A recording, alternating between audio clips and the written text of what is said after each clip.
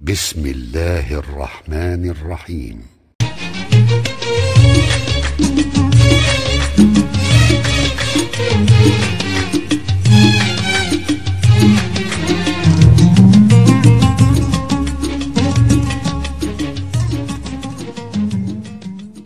Assalamualaikum warahmatullahi wabarakatuh. Bismillah, alhamdulillah, wassalatu wassalamu ala rasulillah sayyidina Muhammad ibn Abdillah wa ala alihi wa sahbihi wa mawalah, la hawla wa la quwwata illa billah, amma ba'du.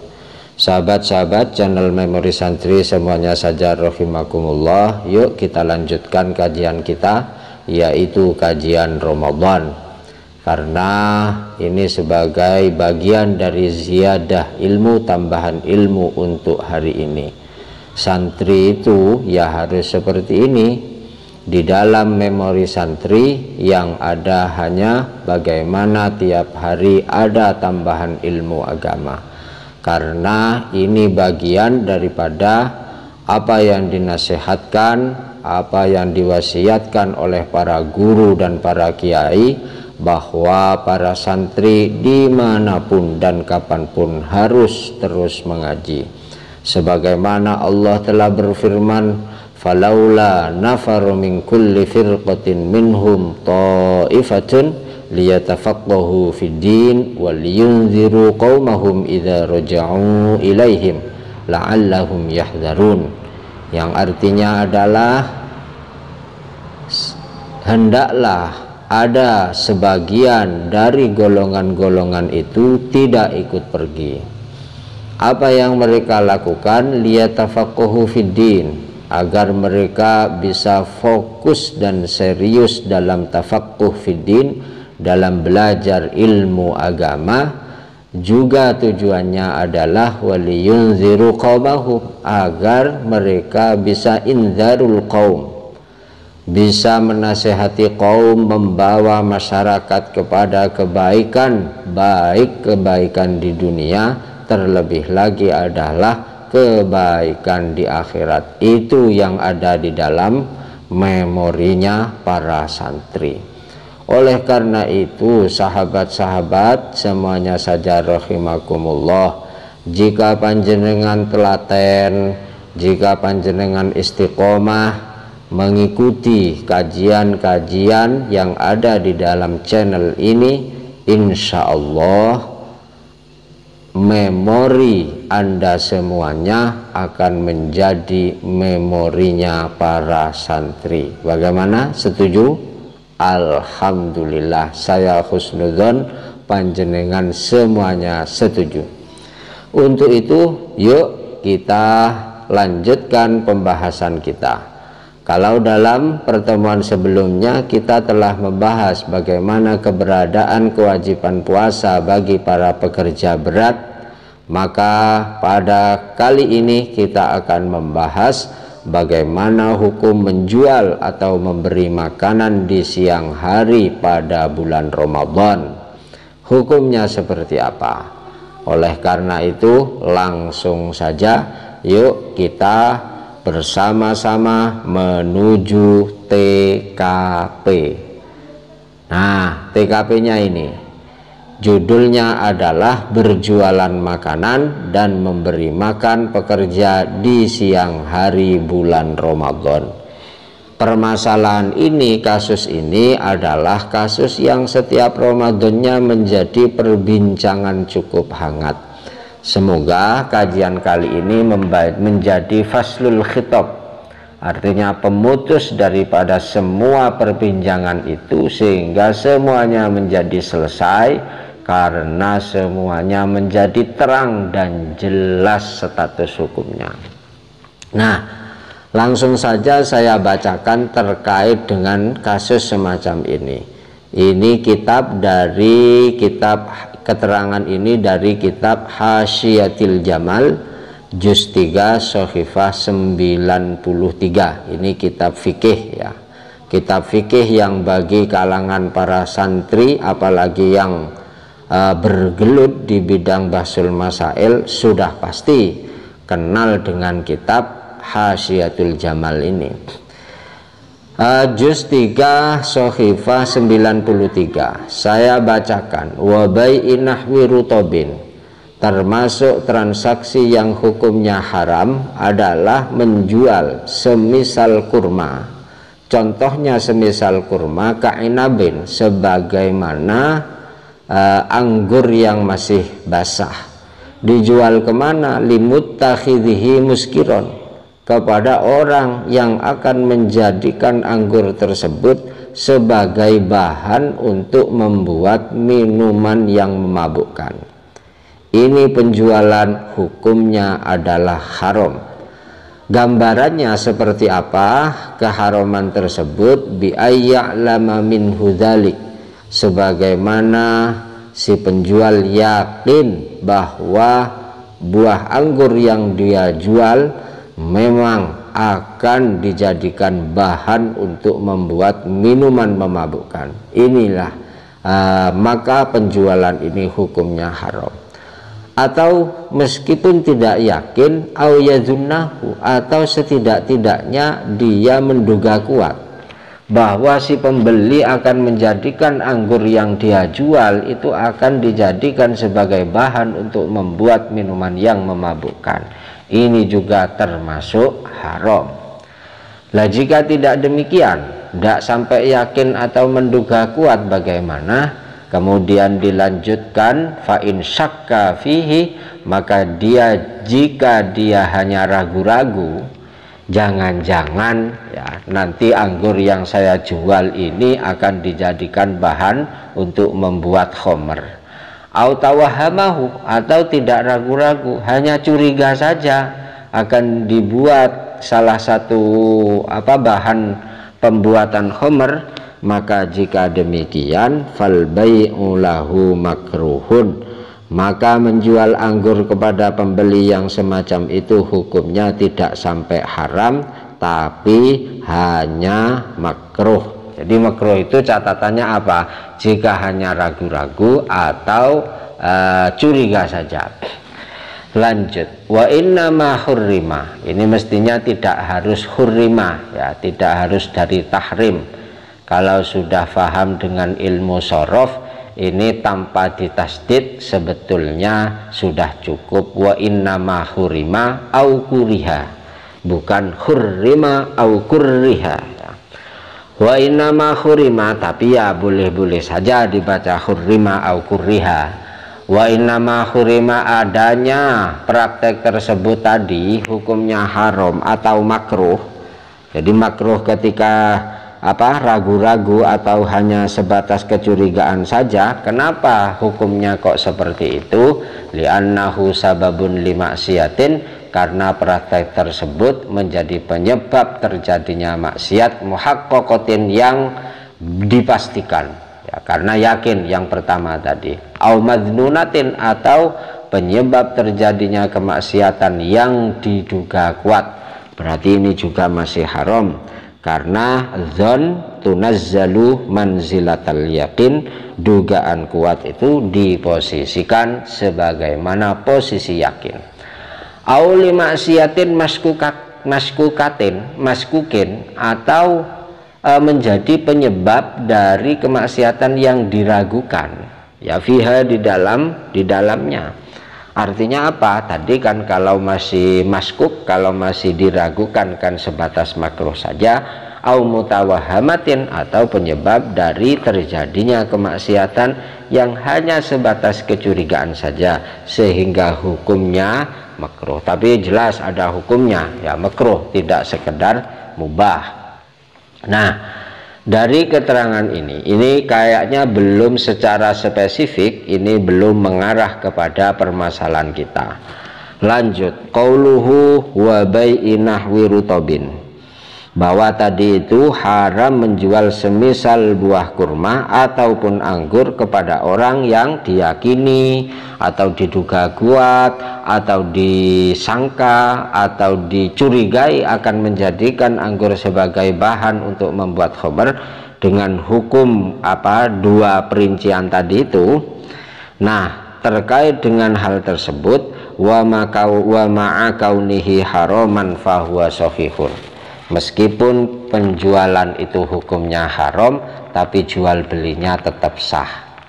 Bagaimana atau maksudnya haram tapi sah? Ya haramnya itu dari segi melakukannya, tapi dari segi apa yang didapatkan dari jual beli itu sah, legal menurut syarak, dalam arti telah terjadi perpindahan milik, sehingga jika penjual itu mendapatkan uang hasil penjualan anggur, maka uangnya itu adalah uang haram. Ini menurut mazhab Syafi'i. Kalau mazhab yang lain beda ya. Kalau mazhab yang lain itu ketika haram berarti hasilnya juga haram, sebagaimana dalam mazhab Hanafi juga seperti itu.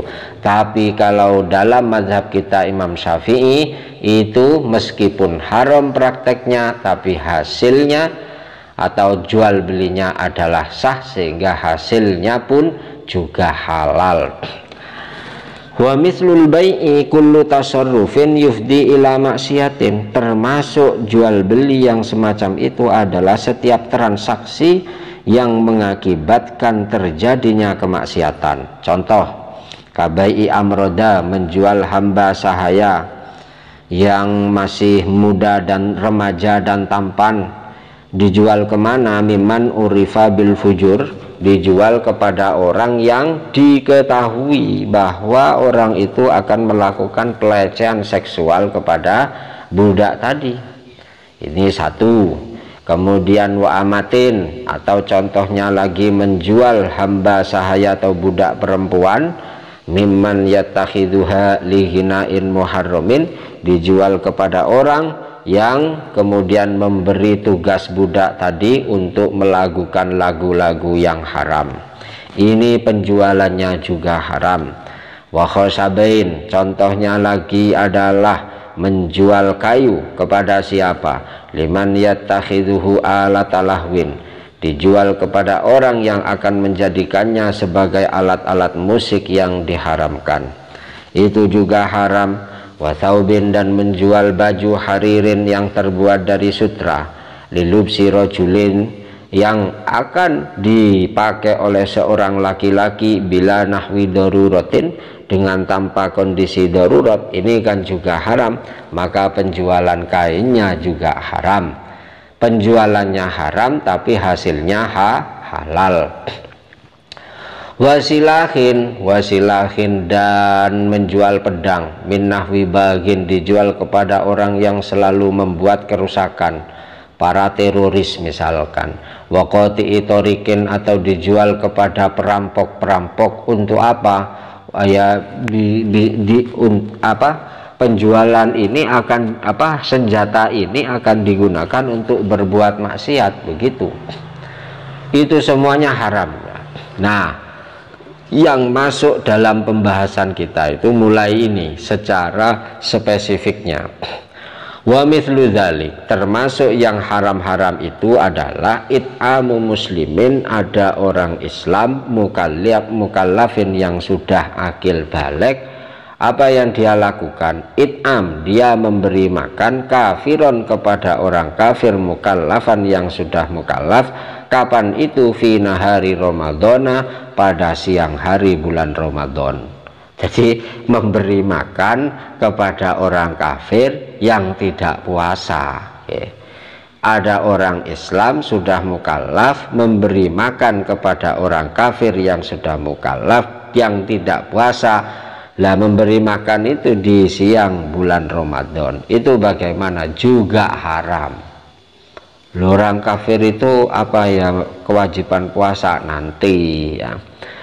Lanjut, wa kadza bai'uhu, artinya begini sahabat, lawang orang kafir saja ya, orang kafir saja itu haram hukumnya, apalagi kita menjualnya kepada orang Islam, yang mana orang Islam ini juga berkewajiban untuk berpuasa.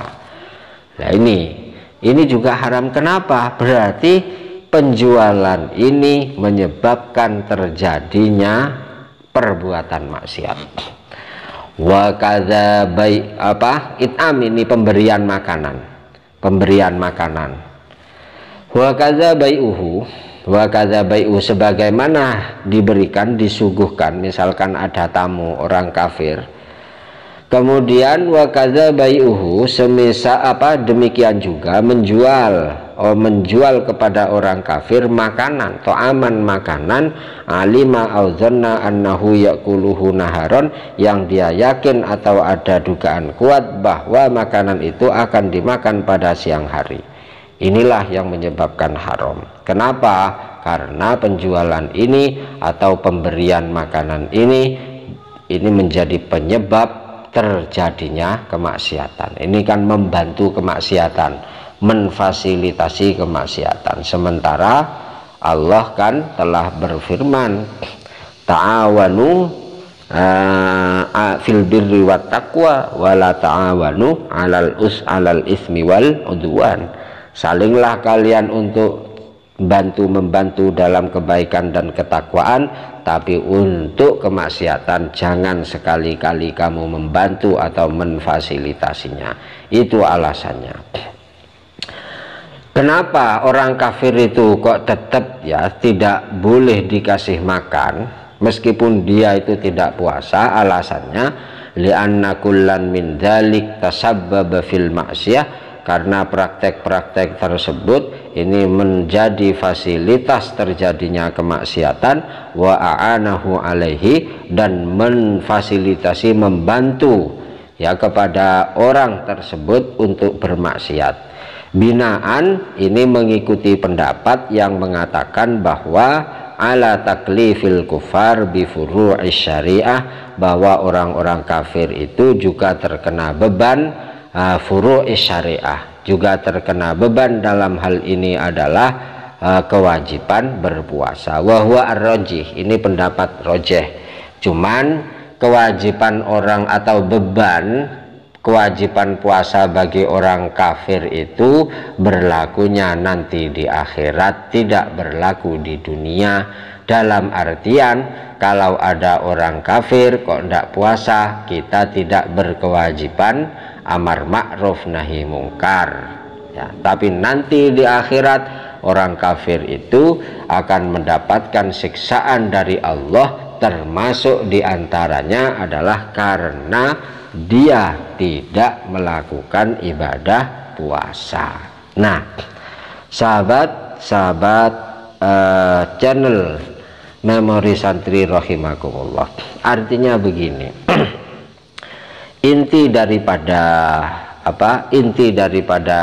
ibarat ini mengatakan, jikalau pemberian makanan, jikalau penjualan makanan ini mengakibatkan terjadinya kemaksiatan, itu baru namanya haram. Kalau hanya dugaan, kalau hanya kecurigaan, itu hukumnya tidak sampai haram, tapi hukumnya makruh. Sehingga pada realitanya ketika kita buka warung, buka warungnya tidak ada masalah, itu jelas tidak ada masalah. Yang bermasalah itu kan menjual makanan. Ketika kita buka warung menjual makanan, itu bisa jadi hukumnya berbeda-beda.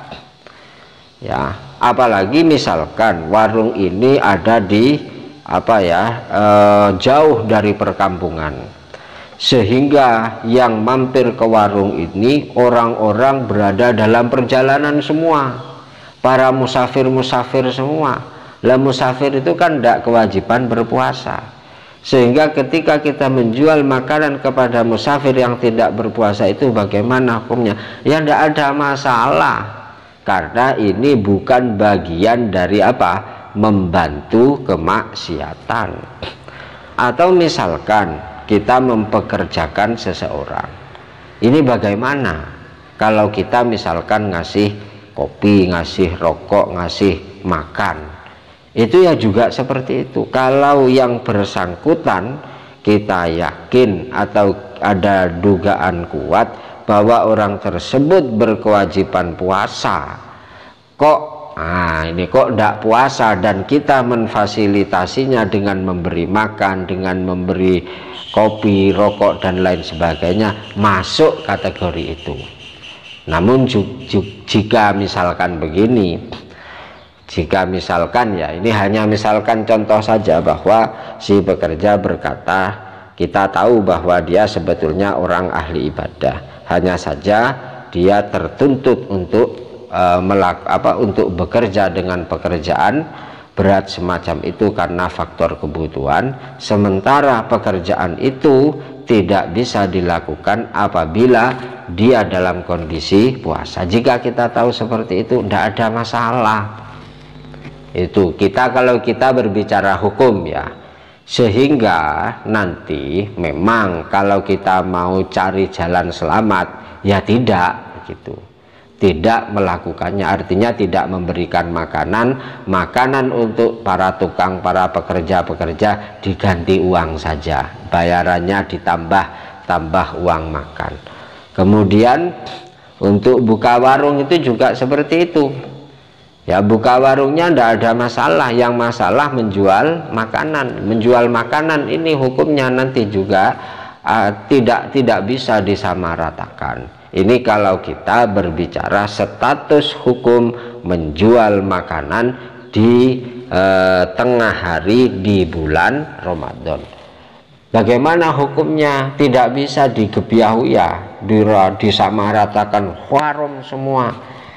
Itu ada yang haram dan ada yang halal dengan perincian sebagaimana yang telah saya jelaskan tadi.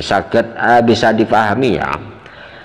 Kemudian begini, ada satu yang juga perlu kita sikapi, bahwa ketika kita melakukan sesuatu dan di dalam sesuatu itu berkumpul ada yang halal dan ada yang haram, tapi yang haramnya tidak bisa dihindari, maka sebaiknya jangan kita lakukan. Bahkan menurut sebagian ulama ini hukumnya haram. Sebagaimana ketika kita mendapatkan undangan untuk hadir di walimah kemanten. Nah, hadir di walimah kemanten, kalau di sana kan hadirnya wajib kan, tapi kalau di sana terjadi kemaksiatan, maka ketika kita tidak mampu amar ma'ruf nahi mungkar, menghilangkan kemaksiatan di tempat acara, maka kita tidak boleh menghadiri pelaksanaan walimah yang seperti itu. Ini menurut sebagian ulama. Sebagian lain tidak, tetap boleh. Lah kemungkarannya mari kita hilangkan. Kalau tidak bisa ya kita ingkar, amar ma'ruf nahi mungkar. Kalau memang amar ma'ruf nahi mungkar dengan tangan ya, dengan nasihat tidak bisa, ya pada akhirnya kita akan ingkar fil qalbi. Itu menurut sebagian pendapat dari para ulama. Cuman kalau memang ya kita berbicara mencari selamat ya, menghindarkan resiko ya, bagaimana ya, jangan kita menjual makanan di siang hari bulan Ramadan atau memberikan makanan kepada para pekerja, kecuali kalau kasus seperti tadi itu tidak ada masalah. Ini kalau kita mau selamat ya. Cuman begini, kadang-kadang kita juga akan sangat berat ya, karena kondisi para pedagang itu juga berbeda-beda. Kalau memang tidak dalam keadaan terpaksa ya, atau terpaksa kita buka warung ya, yakini saja itu haram dan kita masih belum bisa menghindarinya. Itu malah bagus daripada barang haram kita anggap halal sehingga kita tidak merasa berdosa. Jadi kalau memang kita terpaksa buka dan kita tahu bahwa ada pembeli itu sebetulnya ya tetangga sendiri, sakit juga enggak, perjalanan juga enggak, kok beli dimakan di situ.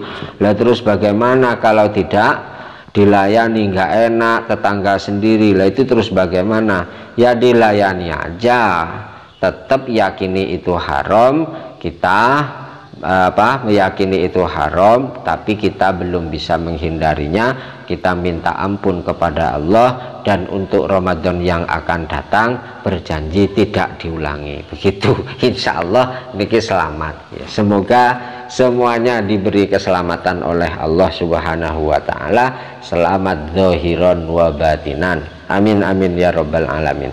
Kita cukupkan dulu ya. Ilahuna wallahu a'lam walhamdulillahi rabbil alamin. Wassalamualaikum warahmatullahi wabarakatuh.